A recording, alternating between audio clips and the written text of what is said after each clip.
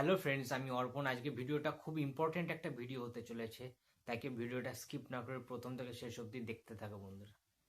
বারবার আমাদের সুপারস্টার জিদ্দাকেই কেন বলির পাঁঠা করা হয়, এটা না আমার খুবড়িতে ঢোকে না, বিশ্বাস করো, আমার মাথায় আসে না। যে প্রত্যেকটা বার টলিউড ফিল্ম ইন্ডাস্ট্রিতে যতবার সিনেমা রিলিজ হয় বা ক্ল্যাশ হয় বা যে উইন্ডোগুলো সিলেক্ট করা হচ্ছে এখন, জিদ্দাকে কেন বারবার স্যাক্রিফাইস করতে হবে, তার রিলিজ ডেট কেন পিছোতে হবে, ওয়াই?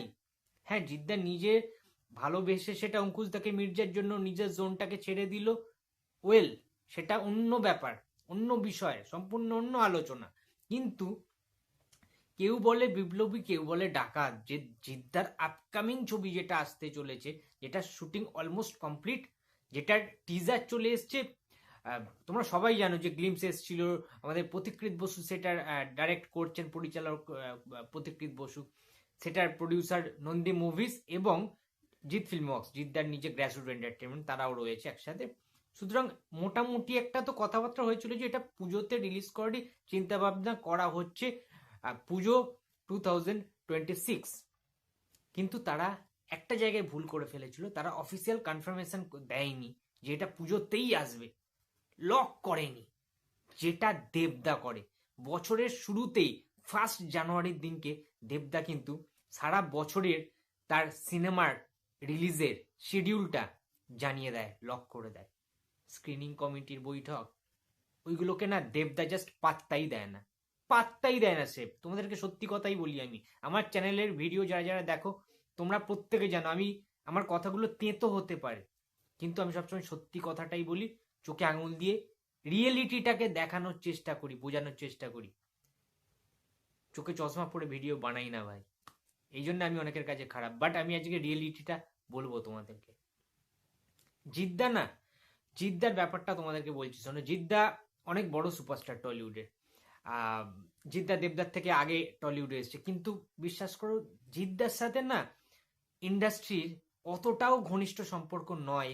ইন্ডাস্ট্রির যে ফেডারেশন রয়েছে, টলিউডের যে স্ক্রিনিং কমিটির যে টিমটা রয়েছে, যে দলটা রয়েছে, তাদের সাথে জিদ্দার অতটাও মধুর সম্পর্ক নয় যেটা দেবদার সাথে রয়েছে। হ্যাঁ, আমরা বাইরে থেকে দেখতে পারি দেবদার সাথে অনেক কিছু কূটনৈতিক চালচালা হয়, হ্যাঁ, দেবদার সাথে মাঝে মধ্যেই শিবপ্রসাদের ঝগড়া ঝামেলা। ভাই, ওটা স্ক্রিনের মধ্যে, অন স্ক্রিন।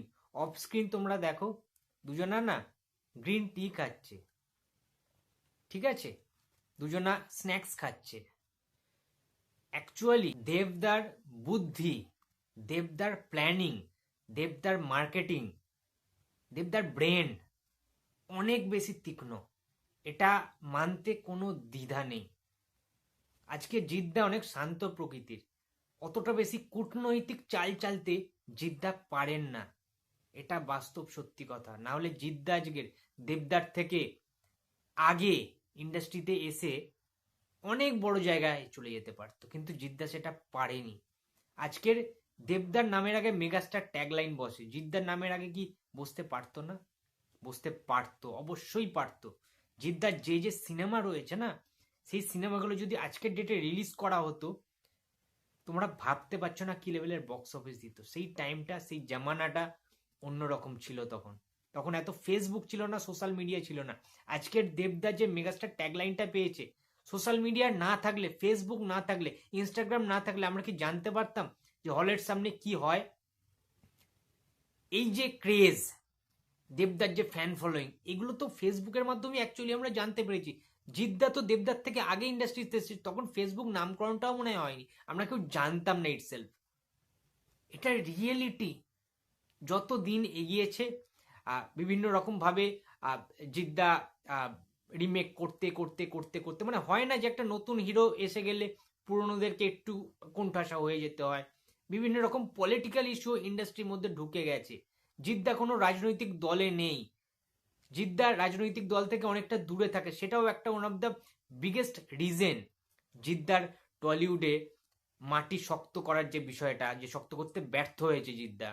এখনো অবধি টলিউডের বেশিরভাগ কেউই জিদ্দাকে সেইভাবে পাত্তা দেয় না।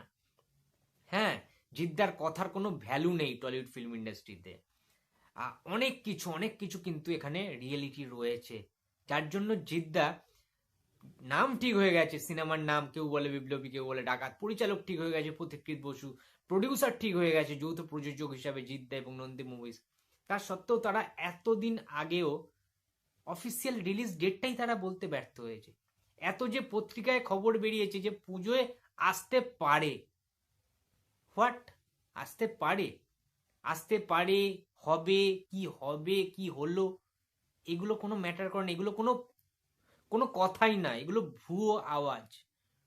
তাদের আগে থেকেই, যখন থেকে সিনেমার নাম, শুটিং সবকিছু যখন থেকে কমপ্লিট বা শুরু হয়ে গেছে, তখনই তাদেরকে অফিসিয়াল ডেটটা, রিলিজ ডেটটা লক করা উচিত ছিল। এবার তোমরা বলতেই পারো যে স্ক্রিনিং কমিটির যে বৈঠক হয়েছে, যে নতুন রুলস করেছে, সেটার জন্য জিদ্দা হয়তো অপেক্ষা করছিল, তারা জানাতে পারেনি। আরে ভাই, দেবদা তাহলে কি করে জানালো?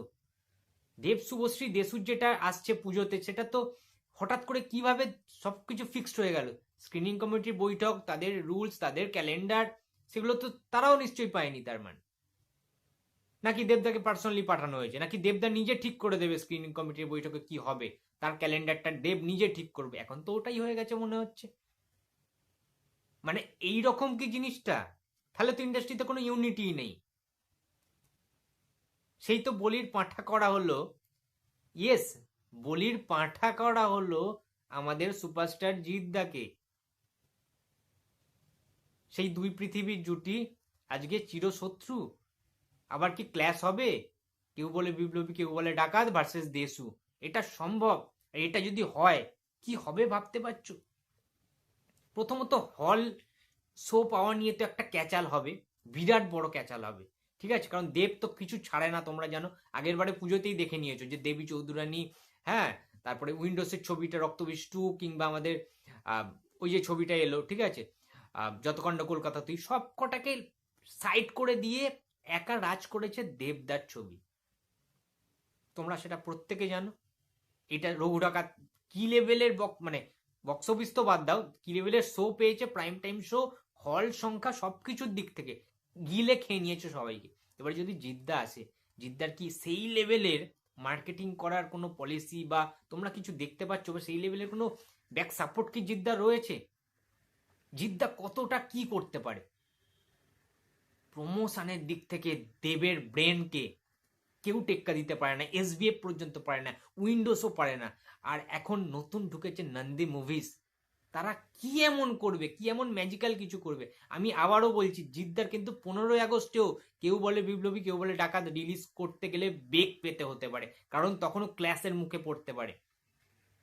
দেবের আসছে ব্যাড, বিএডি, বাইক অ্যাম্বুলেন্স দাদা, সেটারও প্রডিউসার কিন্তু নন্দী মুভিজ, এবং দেবদার যে দেশুর যে প্রজেক্টটা, সেটারও পুজোতে কিন্তু নন্দী মুভিজ, এখানে দেবদার কিন্তু সাপোর্টে রয়েছে, তারাও কো প্রডিউসার হিসাবে থাকবে যৌথ প্রযোজনে। সুতরাং স্ক্রিনিং কমিটির যেটা মিটিং হয়েছে, সেখানে বলা হয়েছে একই প্রডিউসার, একই প্রযোজক সংস্থা কোনো দিন একসাথে একটা উইন্ডোতে দুটো ছবি রিলিজ করতে পারবে না, স্পষ্ট করে ক্লিয়ার করে কিন্তু সেই মিটিংয়ে সেটা জানিয়ে দেওয়া হয়েছে, সেই নোটিশটাই কিন্তু বলে দেওয়া হয়েছে।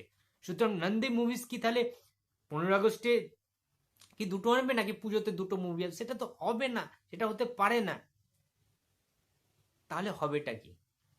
নন্দী মুভিজ তাহলে জিদ্দার সাথে বিট্রে করলো, নন্দী মুভিজ তাহলে দেবদার শুভাকাঙ্ক্ষী হয়ে গেল, দেবদাকে বন্ধু হিসাবে আলিঙ্গন করে কোলে তুলে নিল, এবং জিদ্দাকে সে ছুঁড়ে ফেলে দিল। জিদ্দার সাথে নন্দী মুভিজ বেইমানি করলো, স্বার্থপরের মতো কাজ করলো, মির্জাফরের মতো কাজ করলো। এটা কি ঠিক? টলিউড ইন্ডাস্ট্রিতে রাজনীতিটা, কূটনীতিটা অনেক ভালোভাবে প্রত্যক্ষ করা যাচ্ছে, অনেক ভালো করে লক্ষ্য করা যাচ্ছে। কিন্তু আমরা কি বলবো এখান থেকে? আমাদের যেটা বক্তব্য, আমরা যেটা রিয়েলিটিটা, বাস্তবতাটা, সেটা আমি তোমাদের সামনে তুলে ধরলাম যে কি হতে চলেছে। বিরাট বড় একটা দ্বন্দ্ব বাঁধবে, জিৎ ফ্যান্সরা রেগে যাচ্ছে, খেপে যাচ্ছেন, নন্দী মুভিজের উপরে প্রেসার ক্রিয়েট করছে, মানে প্রচন্ড প্রেসার, ট্রিমেন্ডাস প্রেসার ক্রিয়েট করা হচ্ছে, গালাগালি, খিস্তি, প্রতিবাদের ঝড়, প্রোটেস্ট করা। জিৎ ফ্যান্সরা তো সেটা করবেই। জিৎ ফ্যান্সদের আবেগ নিয়ে যদি কেউ ছেলে খেলা করে, জিৎ ফ্যান্সরাও তো ছেড়ে দেবে না, এটাও তো রিয়েলিটি। ভক্তদের জন্যই আজকে সুপারস্টার, মেগাস্টারদের জন্ম হয়। সুতরাং জিদ্দার মানে ছবিটা আসা নিয়ে কেউ বলে বিপ্লবী, কেউ বলে ডাকাত নিয়ে অনেক বেশি এক্সপেকটেশন রয়েছে জিদ্দার ফ্যান্সদের মধ্যে। তারাও বা কেন একটা ফালতু সময় রিলিজ দেবে, বা তারা কেন সেটা অ্যাকসেপ্টও করবে? যে যদি কোনো হলিডে না থাকে, নন হলিডেতে একটা যে কোনো টাইমে দুম করে রিলিজ করে দেওয়া হলো, দুদিন পরে তুলে নেওয়া হলো। জিদ্দার বেশিরভাগ চরিত্র ওরকমই হয়। জাস্ট কিছু বলার নেই। বুমেরাংও রিলিজ করতে পারলো না ঈদে। ঠিক আছে, মানুষের কথা ছেড়েই দিলাম। জিদ্দার সময়টা ভালো যাচ্ছে না, একেবারেই ভালো যাচ্ছে না। দেব শুভশ্রীর এই প্রবল একটা যে স্ট্র্যাটেজি, এই যে প্রবল ভাবে যে পুজোর উইন্ডোতে ঢুকে যায় এবং যে ক্রেজ তারা তৈরি করেছে 10 মাস আগে থেকে টিকিট বুকিং অ্যান্ড অল, সব কিছুর দিক থেকে দেব মানে জিদ্দা কিন্তু অনেক বেশি চাপে এই মুহূর্তে দাঁড়িয়ে। দেবদা চাপে ফেলে দিয়েছে জিদ্দাকে, এটা মানতে কোনো রকম দ্বিধা নেই। তোমাদের বক্তব্যটা অবশ্যই আমি জানতে চাইছি কমেন্ট বক্সে, যে দেবদার কি জায়গা ছেড়ে দেওয়া উচিত, নাকি জিদ্দার লড়াইয়ে নামা উচিত, ক্লাসে নামা উচিত। ফেডারেশনের মিটিংকে তোয়াক্কা না করে নন্দী মুভিসেরই দুটো মুভি রিলিজ হতে পারে 15ই আগস্ট কিংবা পুজোতে, সেটা অবশ্যই জানাও। জিৎ ভার্সেস দেব, কি তোমরা ক্লাস দেখতে চাইছো? আই ডোন্ট নো, বাট আমার মনে হচ্ছে 15ই আগস্টে নন্দী মুভিসেরই দুটো মুভি আসবে, বাইক অ্যাম্বুলেন্স দাদা এবং কেউ বলে বিপ্লব, কেউ বলে ডাকাত। আমি জানি না কি হবে, তাহলে তো স্ক্রিনিং কমিটিকে অপমান করাও হবে অ্যাকচুয়ালি। তাহলে এই সমস্ত মিটিং রুলস আর রেগুলেশনের মানেটা কি সেটাই আমি জানি না। যাই হোক, তোমাদের বক্তব্যটা কমেন্ট বক্সে জানিও। ভিডিওটা ভালো লাগলে লাইক করো, কমেন্ট করো, শেয়ার করতে ভুলো না। যদি চ্যানেলে নতুন হয়ে থাকো তো প্লিজ সাবস্ক্রাইব মাই চ্যানেল। দেখা হচ্ছে পরের কোনো ভিডিওতে। তো টাটা।